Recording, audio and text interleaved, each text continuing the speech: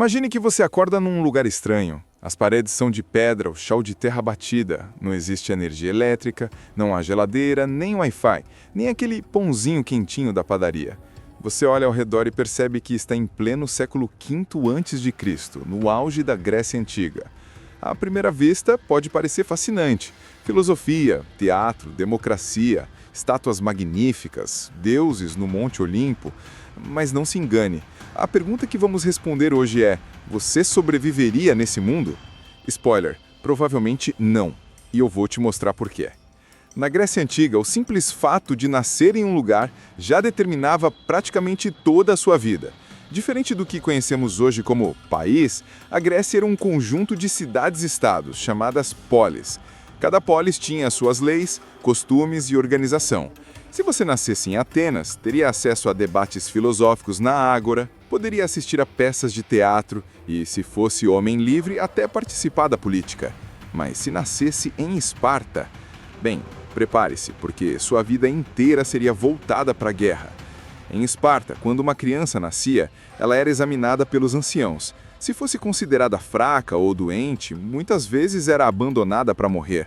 Se fosse aceita, aos 7 anos seria arrancada da família e levada para viver em regime militar.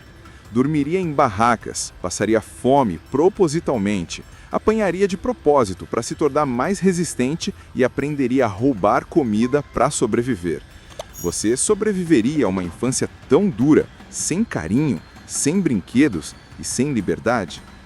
Já em Atenas, a infância era diferente. Meninos estudavam música, filosofia, matemática e esportes. Era uma educação voltada para formar cidadãos ativos na vida política. Mas, atenção, isso só valia para meninos. As meninas ficavam em casa, aprendendo a cozinhar, tecer e cuidar da família. Ou seja, se você fosse mulher, sua vida estaria restrita ao ambiente doméstico.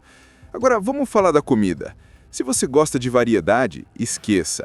A base da alimentação grega era o pão de cevada, geralmente duro, acompanhado de azeitonas, figos, legumes e vinho diluído em água. Carne era raridade, reservada quase sempre para rituais religiosos. O peixe era comum nas regiões costeiras, mas não barato. Mel servia de adoçante, mas também era artigo de luxo. E há um detalhe curioso: os gregos não costumavam beber água pura, achavam perigoso.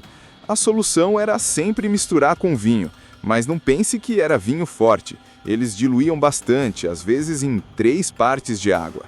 Você conseguiria viver com uma dieta tão repetitiva, sem carne frequente, sem açúcar refinado, sem sobremesas elaboradas? Agora, imagine que você adoeceu. Hoje você iria ao hospital, tomaria antibióticos, faria exames, mas na Grécia Antiga a medicina era baseada em teorias mais próximas da filosofia do que da ciência. Eles acreditavam que o corpo tinha 4 líquidos fundamentais: sangue, fleuma, bile amarela e bile negra. Se esses humores estivessem em desequilíbrio, você adoecia. O tratamento? Sangrias, vômitos induzidos e purgações. Sim, se você tivesse febre, poderiam simplesmente cortar sua pele e drenar sangue. Os remédios incluíam misturas de ervas, vinho, mel e até pedaços de animais triturados. E, sem anestesia, qualquer cirurgia era uma tortura. Sem antibióticos, um simples arranhão podia virar uma infecção letal. A expectativa de vida média gerava em torno de 30 a 35 anos.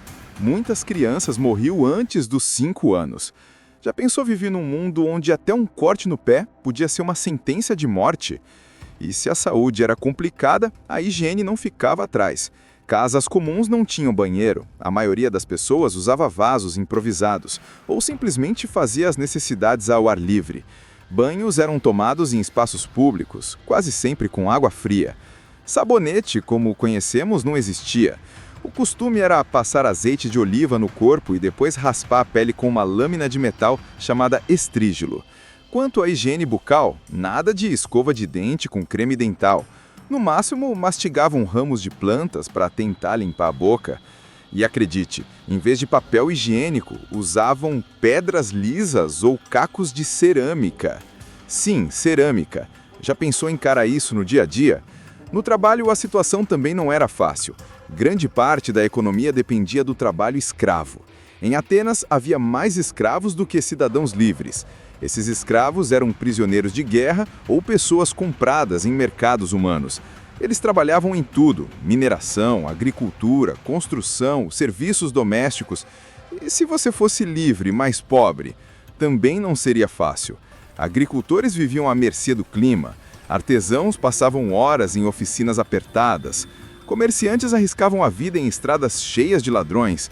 Não havia férias, não havia direitos trabalhistas, não havia garantia nenhuma. Agora, vamos falar de política. A democracia ateniense foi revolucionária para a época, mas não se engane, era uma democracia exclusiva. Apenas homens adultos, livres e nascidos em Atenas podiam participar. Mulheres, estrangeiros e escravos estavam totalmente excluídos.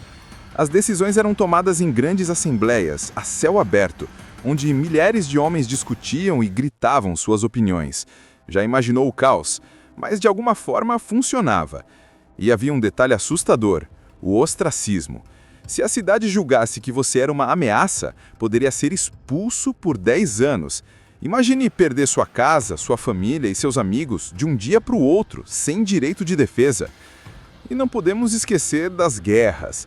A vida na Grécia era marcada por batalhas quase constantes.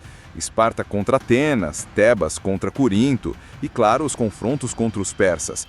Se você fosse homem, seria convocado para lutar como hoplita. Isso significava vestir uma armadura pesada de bronze, carregar uma lança, um escudo e marchar sob o sol escaldante por horas. A formação militar chamada falange exigia disciplina. Soldados lado a lado, escudos alinhados, avançando como uma parede humana. No combate corpo a corpo, valia a força bruta e coragem. Se sobrevivesse à guerra, ainda correria o risco de morrer de infecção pelos ferimentos. E se você fosse espartano, pior ainda. Sua vida inteira seria dedicada à guerra. A morte no campo de batalha era vista como a maior honra. Na religião, tudo girava em torno dos deuses.